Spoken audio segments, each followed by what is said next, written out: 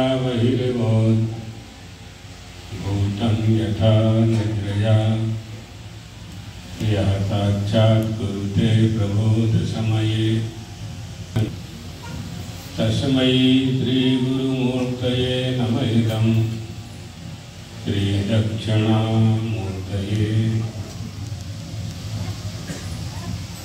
द्वारकाधीश भगवान की, गणेश भगवान की, हर हर महादेव।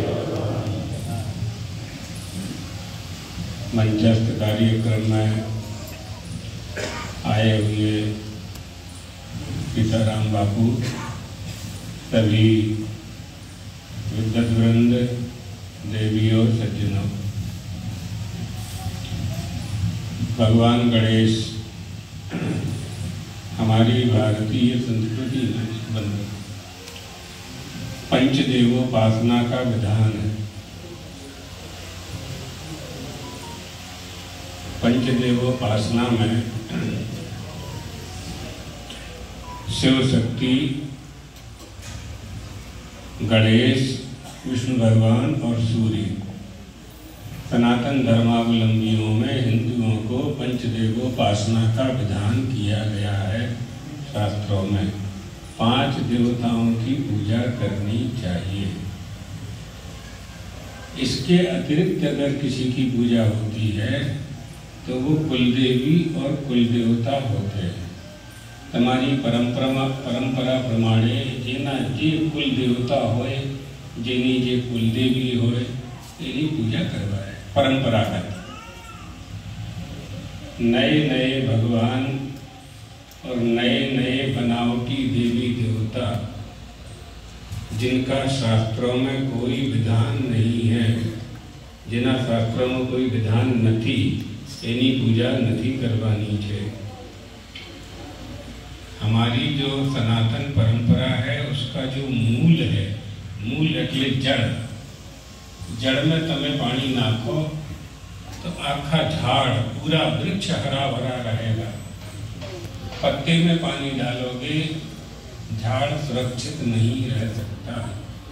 इसलिए मूल परंपरा की रक्षा करना हिंदू धर्म की रक्षा करना होता है। भगवान गणेश संपूजकानां परिपालिकानां यतेन्द्रियाणां च तपोधनानां देशस्य राष्ट्रस्य कुलस्य राज्ञां करोति शांतिं भगवान कुलेशः। ये गणेश भगवान सबका पालन करने वाले हैं, सब पर दया करने वाले हैं, सबकी इच्छा पूरी करने वाले हैं। एक गणेश जी का भक्त था, उसने 1 वर्ष तक गणेश जी की पूजा की। कोई उसके मन में इच्छा थी, कामना थी, गणेश जी से कुछ मांगना चाहता था, मांगा लेकिन पूरा नहीं हुआ। उसको गुस्सा आ गया, क्रोध आ भी गया। हमें हमारी सामर्थ्य नहीं, आज की तुम्हारी पूजा नहीं करवानी, नहीं करूंगा। महादेव को ले आया और महादेव की पूजा करने लगा। महादेव को, गणेश जी को ऊपर रख दिया आला में, और नीचे महादेव को बैठा करके अभिषेक करने लगा। अभिषेक करने के बाद धूप दीप दी जाती है, तो धूप बत्ती से धूप दिया। तो धूप की जो लौ होती है वो गणेश जी ऊपर थे। तो धूप बत्ती की जो सुगंध थी वो गणेश जी की नाक में जाने लगी।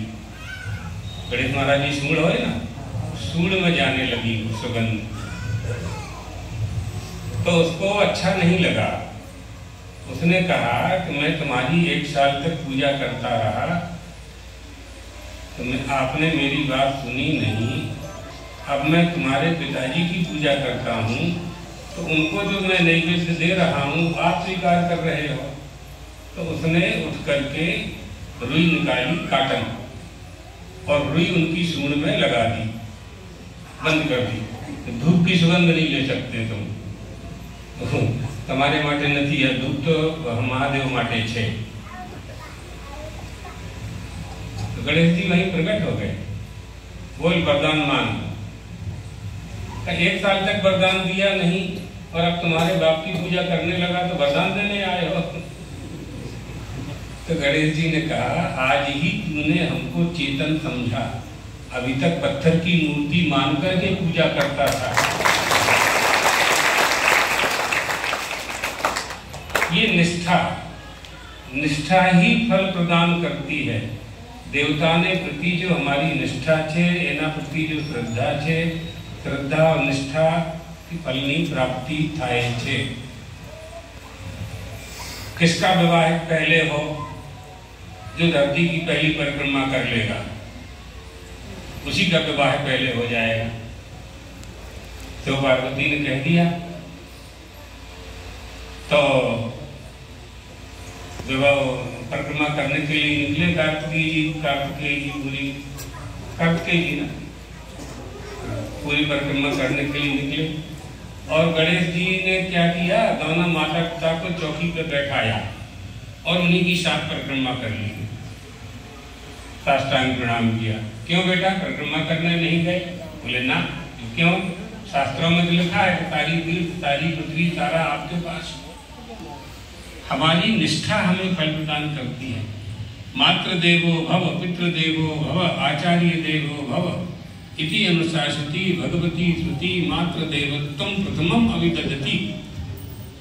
माता की आज्ञा पालन करने वाले बनो, पिता की आज्ञा पालन करने वाले बनो।